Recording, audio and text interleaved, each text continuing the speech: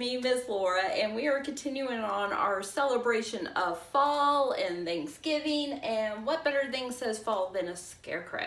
So, we are going to be making this cute little scarecrow decoration that you can hang up on the fridge or put on your Thanksgiving table, just whatever you want to do. Gift it to somebody that you're thankful for. So, if you come by the library, you're going to find our Storytime Scarecrow packs out front, and inside you are going to get a handful of straw. There's quite a bit in there. That's the first thing you're going to encounter.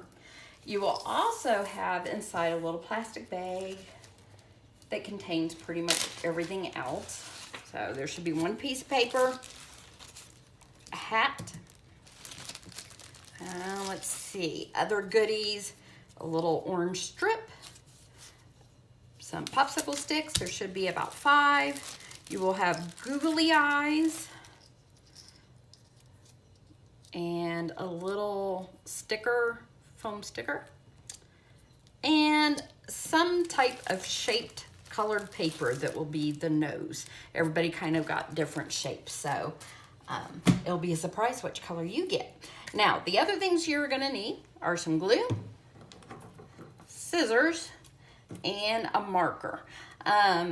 Now, something you can do before you get started or before it dries, I left mine plain, but if you want to, you can color that if you want before you start on gluing things on there. So that's an option for you. This is going to be our backing for the sticks. And as you see, the sticks kind of nicely lay out there. And when I'm sizing them up, if you find your paper is a little bit too large, you can trim it so that that curvy shape doesn't stick out. So you kind of, I didn't like it when it looked like that, so I moved it down. But you do whatever you want because it's your craft. And part of craft time is creativity. And part of creativity is making it uniquely yours. So I'm gonna get my glue, favorite part of the whole craft time. And I am literally just spreading glue all over on the paper. I found this easier than putting a stick at a time. There we go. Now I got it going. All right. And then I just start lining up my sticks. And I try to put it as close to the edge as I can. It's okay if the top portion is a little off because your hat's going to go over it. That's a reminder what we're making. So the hat is going to be covering the top portion, and you're just going to bump each stick up to each other as tight as you can get it. And some of that glue is going to squeeze through. Don't worry about it. It dries clear. And I'm making my sticks pretty even, but if yours are a little crooked or up and down, however you want to do it, that's perfectly fine. So we just keep doing that all the way across. And you will actually end up with some paper left over on the side. And once everything's set and dry, you can trim that off if you want to, or fold it back. This one I trimmed it off of. Smear that on there. It'll help the sticks stay down. All right. Now the next part is probably the trickiest part of the whole thing. With your straw, you can cut it to whatever length, size, however much you want to put on there. And you're going to layer it where the head is, okay? So like I said, this is kind of the trickiest part and maybe the little bit messiest part for me. I'm just going to trim off just maybe an inch, half an inch. And if you're worried about a mess or it going everywhere, you can put down a paper plate if you want to on the table where you're working. That should give me enough bits. And I'm going to put down another layer of glue along the top, just like a real thin band. This is probably one of our more complicated little crafts that we've done in a while. But I think you all can handle it. Because you're smart. And you're creative. So I'm just going to lay some sticks there. Maybe some of the stringy stuff because it looks like hair. And it's going to pop up and wiggle around, and that's okay. We're pretty flexible that way. There we go. Everybody's pack probably has slightly different texture stuff. Like I have this real lightweight stuff in there. Some of them will have kind of like what I'm working with here. And you can use as much or as little. You can add more of this straw a little bit later, sticking out from the bottom if you want to, sticking out from his hat, just however you want to do it. Break that off a little bit. My fingers are getting very sticky right about now. So I think you guys get the idea how it works. Move that to the side, dry my hands off a little bit. So then the next part is I went ahead, lay another strip of glue going across it. And then you're gonna kind of line up your hat to go on the top. And you want this hat so that this band right here is covering the top part of your sticks all the way across. And then I just pushed it on there. And I kind of held it for a little bit, make sure nothing's gonna pop up. And you know, as I've said before, this glue, you can smear it onto the hat for extra adhesive. It does dry clear, so don't panic, because I have the same goopy mess on my other one.